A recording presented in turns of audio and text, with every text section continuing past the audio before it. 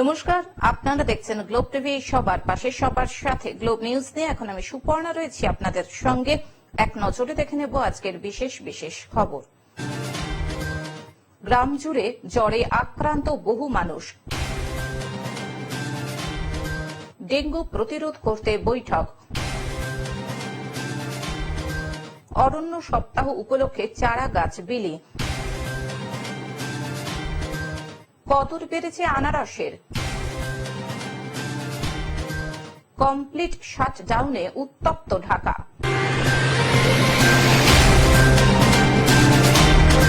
আসছে বিস্তারিত খবরে। গ্রাম জুড়ে জ্বরে আক্রান্ত বহু মানুষ। উত্তর 24 পরগনার বসিরহাট মহকুমার সীমান্ত থেকে সুন্দরবনের 10টি ব্লকে জ্বরে আক্রান্ত হচ্ছে বহু মানুষ। ইতিমধ্যে বসিরহাট স্বাস্থ্য জেলা হাসপাতালে ডেঙ্গুর উপসর্গ নিয়ে চিকিৎসাধীন বেশ কিছু মানুষ। এবার নতুন করে স্বাস্থ্য দপ্তরের কপালে চিন্তার ভাঁজ সোয়াইন ফ্লু নিয়ে। বাদুরিয়া ব্লকের জগন্নাথপুর গ্রাম পঞ্চায়েতের শ্রীরামপুর গ্রামে বছর 18-র কলেজ ছাত্রী বৃষ্টি গাইন, বছর 19-এর গৃহবধূ পুষ্পিতা মণ্ডল, বছর 29-এর যুবক সত্যজিৎ মণ্ডল, এই তিনজনের শরীরে সোয়াইন ফ্লু পাওয়া গেছে। গা গরম হয়েছিল, এইবার ওষুধ দেওয়া হয়েছে, জ্বর সেরে গেছিল। তারপর আবার একবার ওষুধ দেওয়া হয়েছিল, ডাক্তার দেখিয়েছিলাম স্পেশাল, ওষুধ দেওয়া হয়েছিল কমপ্লিট। আর কাশি সর্দি কিছুই না। হ্যাঁ, ক্যাম্প হয়। আমি ঠিক জানি না, যাই না, আমরা জানি না, ওসব আমরা জানি না। আমরা স্পেশাল ডাক্তার দেখাই, আমরা এসব ক্যাম্পে ট্যাম্পে যাই না। প্রচন্ড কাশি, মাথা ব্যথা, বমি বমি ভাব, দুর্বল শরীর, শরীরে উচ্চ তাপমাত্রা নিয়ে বেশ কিছুদিন ধরে চিকিৎসাধীন শ্রীরামপুর গ্রামে। ইতিমধ্যেই বসিরহাট স্বাস্থ্য জেলার পক্ষ থেকে মেডিকেল টিমের ব্যবস্থা করা হয়েছে। পাশাপাশি স্বাস্থ্যকর্মীরা বাড়ি বাড়ি গিয়ে আক্রান্ত রোগীদের ঘর থেকে বাইরে বেরোতে বারণ করছেন। প্রায় প্রতিদিনই স্বাস্থ্যকর্মীরা বাড়ি বাড়ি গিয়ে তাদের স্বাস্থ্য পরীক্ষা করছেন, ওষুধ দিচ্ছেন, রক্তের নমুনা সংগ্রহ করছেন, মাস্ক পরতে বলছেন। চলতি মাসের 8 তারিখে এলাকায় একটি ধর্মীয় অনুষ্ঠান হয়েছিল, সেখানে গ্রামের মানুষ গিয়েছিল। সেখান থেকেই জ্বরের উপসর্গ তৈরি হয়েছে। ডাক্তার বললো যে মেনে 1 সপ্তাহ মতো ঘরের ভিতর থাকতে, যাতে বাইরে বেরোবেন না, বেশি মেলামেশা করবেন না, বাচ্চা কাচ্চা আছে সাবধানে থাকতে, এগুলো বললো। হ্যাঁ, সোয়াইন ফ্লু বলেছিল। আজকে কি হয়েছিল সিমটম? ওই তোমার জ্বর ছিল, সর্দি কাশি ছিল, আর এমনি হাতে ব্যথা ব্যথা। হ্যাঁ, এখন শুধু কাশিটা আছে। আর ক্যাম্পে যাচ্ছেন? ক্যাম্পে না, এখনো যায়নি। এমনটাই বলছেন আক্রান্ত রোগীরা। পাশাপাশি এই গ্রামে জ্বরে আক্রান্ত প্রায় 50 জন।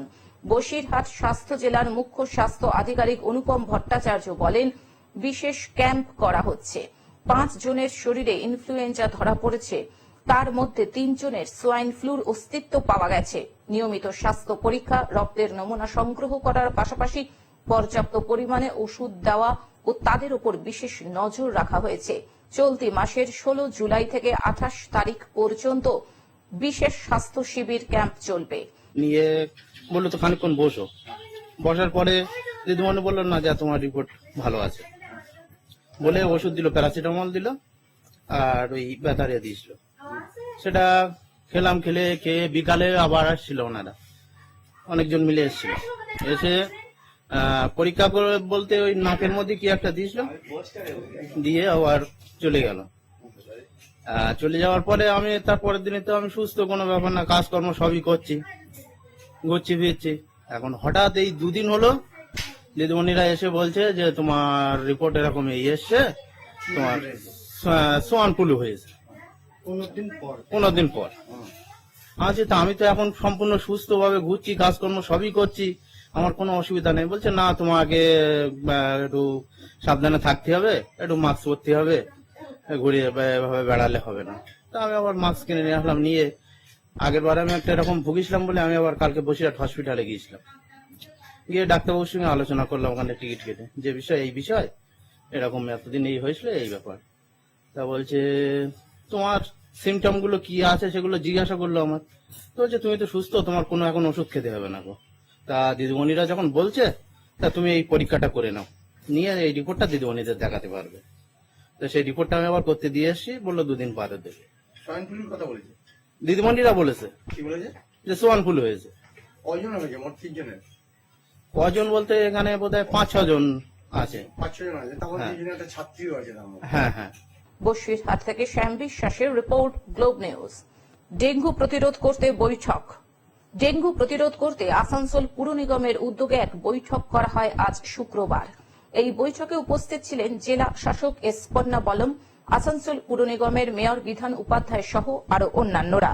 বৈঠক শেষে মেয়র বলেন, গত বছর ডেঙ্গু পরিস্থিতিকে সামনে রেখে বর্ষার শুরুতেই ডেঙ্গু প্রতিরোধের উপর জোর দেওয়া হয়েছিল। পাশাপাশি সাধারণ মানুষকেও আবেদন করেন জমা জল যাতে বাড়িতে রাখা না হয় এবং বাড়ির আশেপাশ যেন পরিষ্কার পরিচ্ছন্ন থাকে। ডেঙ্গু নিয়ে আজকে যেহেতু ডেঙ্গু গত বছর আসানসোল কর্পোরেশনে একটা প্রভাব বিস্তার করেছিল, প্রায় 1000-এর উপরে কেস আমরা পেয়েছিলাম। তো এই বছরও যাতে বর্ষার আগে, বর্ষা শুরু হয়েছে, আমরা যাতে মানুষ যাতে কষ্ট না পায়, মানুষ যাতে ডেঙ্গুতে না পড়ে, তার জন্য আজকে মিটিংটা ডাকা হয়েছিল। এবং অলরেডি আমাদের আসানসোল কর্পোরেশনের পক্ষ থেকে, আমাদের স্বাস্থ্য দপ্তরের পক্ষ থেকে আমাদের অলরেডি কাজ চলছে। তো আজকের মিটিংয়ে ডিএম সাহেব ছিলেন, এডিএম ছিলেন, আমাদের কমিশনার ছিলেন, ডেপুটি মেয়র ছিলেন এবং সিএমএ সাহেব ছিলেন। সকলে আমরা আমাদের যারা স্টাফ আছে তাদেরকে নির্দেশ দেওয়া হয় যে যেগুলো নিয়ে গত বছর সবচেয়ে বেশি প্রভাব পড়েছিল সেগুলোকে একদম বেশি করে নজর দিতে হবে এবং যেগুলোতে কম ছিল সেগুলোকে আরও যাতে না হয়, যেটা কম ছিল ওটাকে আরও যাতে না হয় সেটা ব্যবস্থা করতে হবে। সে কারণে পরিষ্কার পরিচ্ছন্ন এবং মানুষকে, আপনাদের চ্যানেলের মাধ্যমে মানুষকে আবেদন করব, যেখানে জমা জল বা যে ব্যবহার যে জিনিসটা করছেন, হয়তো রাস্তাতে ফেলে দিচ্ছেন, সেগুলো না করে পরিষ্কার পরিচ্ছন্ন রাখবেন এবং আপনার দরজার সামনে বা সাইডে কোথাও রাখলে আমাদের কর্পোরেশনের পক্ষে সুবিধা হবে, আমাদের স্টাফরা গিয়ে ময়লাটা তুলে নিতে পারবে। গত বছর আসানসোল পুর নিগম এলাকায় ডেঙ্গু প্রভাব বিস্তার করেছিল, তাই এই বছর বর্ষা শুরু হয়েছে, মানুষ যেন ডেঙ্গু আক্রান্ত না হয় তার জন্যই এই মিটিং ডাকা। আজকে ডেঙ্গু নিয়ে এটা আমাদের রুটিন মিটিং। আমরা অলরেডি জুন থেকে এই মিটিং আর আমাদের একদম ইন্টেন্সিভ মোডে ক্লিনিং এগুলো আমরা অলরেডি স্টার্ট করিয়েছি, ট্রেনিং, অ্যাওয়ারনেস সবগুলো স্টার্ট করিয়েছি। এটা আমাদের routine meeting just to review, মতলব আমাদের ডেঙ্গু পরিস্থিতি আসানসোল মিউনিসিপাল কর্পোরেশনে কি সিচুয়েশনে আছে, এখন পর্যন্ত নিয়ন্ত্রণে আছে। আমাদের টিমগুলো কর্পোরেশনের লিডারশিপে ভালো কাজ করছে। ওদেরকে আমরা আরো আজকে সিএমও ছিলেন আর হেলথের পুরো দপ্তরের লোকরা ছিলেন, কিভাবে কাজ করতে হবে, কোন কোন এরিয়াকে ফোকাস করতে হবে, এটার উপরে বিস্তারিত আলোচনা হয়েছে। আসানসোল থেকে সৌমিত্র গাঙ্গুলির রিপোর্ট, গ্লোব নিউজ। অরণ্য সপ্তাহ উপলক্ষে চারা গাছ বিলি। অরণ্য সপ্তাহ উপলক্ষে রাজ্যের মন্ত্রী সাবিনা ইয়াসমিনের উদ্যোগে 2000 মানুষকে চারা গাছ বিলি করা হলো। বৃহস্পতিবার বিকেলে মোথাবাড়ি ট্যাক্সি স্ট্যান্ডে এই কর্মসূচি পালন করা হয়। মূলত রাজ্যের উত্তরবঙ্গ উন্নয়ন দপ্তরের রাষ্ট্রমন্ত্রী সাবিনা ইয়াসমিনের উদ্যোগেই এদিন পথ চলতি সাধারণ মানুষের হাতে বিভিন্ন প্রজাতির চারা গাছ তুলে দেওয়া হয়। মন্ত্রী সাবিনা ইয়াসমিন বলেন, প্রকৃতির ভারসাম্য বজায় রাখার ক্ষেত্রে বৃক্ষরোপণ কর্মসূচি অত্যন্ত প্রয়োজন। একটি গাছ একটি প্রাণ, এই স্লোগানকে সামনে রেখে এদিন চারা গাছ বিলি কর্মসূচি গ্রহণ করা হয়। প্রতিটি পরিবারের সদস্য একটি করে গাছ লাগালে প্রকৃতির ভারসাম্য বজায় থাকবে। সামনে 21শে জুলাই আমাদের প্রোগ্রাম রয়েছে। 21শে জুলাই আমাদের আবেগ, লড়াইয়ের শক্তি এবং দিদি যে বার্তা দেন সেই বার্তা নিয়ে আমরা আগামী দিনে পথ চলার শক্তি পাই। সেই হিসেবে 21শে জুলাই কর্মসূচিকে সাকসেস করার জন্য আমাদের বিভিন্ন অঞ্চলে মিটিং হয়েছে। আজকে আমরা লাস্ট মোথাবাড়ি চৌরঙ্গিতে একটা পথযাত্রার মধ্য দিয়ে, মিছিলের মধ্য দিয়ে সাধারণ মানুষ এবং কর্মীদের কাছে আমরা 21শে জুলাইয়ের যে বার্তা সেটা তুলে ধরার চেষ্টা করেছি। মালদা থেকে অভিষেক দাসের রিপোর্ট, গ্লোব নিউজ। কদর বেড়েছে আনারসের। জলপাইগুড়ি শহরের আবহাওয়ার খামখেয়ালিপনায় কদর বেড়েছে আনারসের। শরীর একটু খারাপ হলেই আনারসের জুড়ি মেলা ভার। আর গরমে আনারস খেলে তৃপ্তির স্বাদ। তাই রোগী থেকে শহরের সাধারণ মানুষের এখন একটাই পছন্দ, আনারস। জলপাইগুড়ি শহরের আশেপাশে খুব একটা আনারস চাষ না হলেও আশেপাশের অঞ্চল থেকে শহরের বাজারে ঢুকছে এই ফল। যোগানের সাথে চাহিদা এবং বিক্রিও হচ্ছে ভালো দামে। আনারস বিক্রেতা অমন সাহু বলছেন, বছরের এই সময় আম ও আনারসের চাহিদা ব্যাপক থাকে বাজারে। 80 থেকে 100 টাকা জোড়া বিক্রি করছি। সাধারণ মানুষ আমের পাশাপাশি প্রচুর পরিমাণে আনারসও কিনছেন। আনারসের পুষ্টিগুণ সম্পর্কে চিকিৎসক এস ভাদুরী বললেন, আনারসে শরীরের পুষ্টির অভাব দূর করে। আনারসে রয়েছে প্রচুর পরিমাণ ক্যালসিয়াম ও ম্যাঙ্গানিজ। হজম শক্তি বৃদ্ধি করতে বেশ কার্যকরী আনারস। আবহাওয়ার তারতম্যের কারণে জলপাইগুড়ি শহরের বিভিন্ন বাজারে এখন আনারসের বিক্রি বেড়েছে। জল শহরের স্টেশন বাজার, দিন বাজার, বয়েলখানা বাজারের অন্য ফলের সঙ্গে আনারসও বিক্রি হচ্ছে বেশ ভালোই, এমনটাই জানান বিক্রেতারা। শহরের বাজারগুলো ছাড়াও বিভিন্ন এলাকায় ভ্যানে করেও বিক্রি করা হচ্ছে আনারস। দেখলাম নতুন নতুন ফল একদম খাই দেখি সেজন্য নেওয়া। মানে আম তো এখন শেষের পথে, এখন এটাই খাওয়া। মানে আনারস খাওয়া কি উপকারী মনে হয়? হ্যাঁ, শরীরের জন্য তো অবশ্যই উপকারী, সেজন্য সব ফলই উপকারী। সেটাও কত করে দাম নিল? এটা তো 50 টাকা 40 টাকা দুটোই আছে, এবার আমি 50 টাকা একটা নিলাম। জলপাইগুড়ি থেকে সায়ন সেনের রিপোর্ট, গ্লোব নিউজ। কমপ্লিট শাটডাউনে উত্তপ্ত ঢাকা। কোটা সংস্কারের দাবিতে কমপ্লিট শাটডাউনে উত্তপ্ত ঢাকা। বৃহস্পতিবার সকাল থেকে ঢাকার বিভিন্ন সড়কে নেমে আসেন শিক্ষার্থীরা। এ সময় ঢাকা সহ বিভিন্ন স্থানে আন্দোলনকারী শিক্ষার্থীদের সঙ্গে ছাত্রলীগ ও পুলিশ র্যাবের দফায় দফায় সংঘর্ষে 7 জন শিক্ষার্থী নিহত হয়েছেন। নিহতদের মধ্যে ঢাকার উত্তরায় 4 জন শিক্ষার্থী, বাড্ডায় 1 জন ড্রাইভার, সাভারে 1 জন শিক্ষার্থী ও মাদারীপুরে 1 জন শিক্ষার্থী।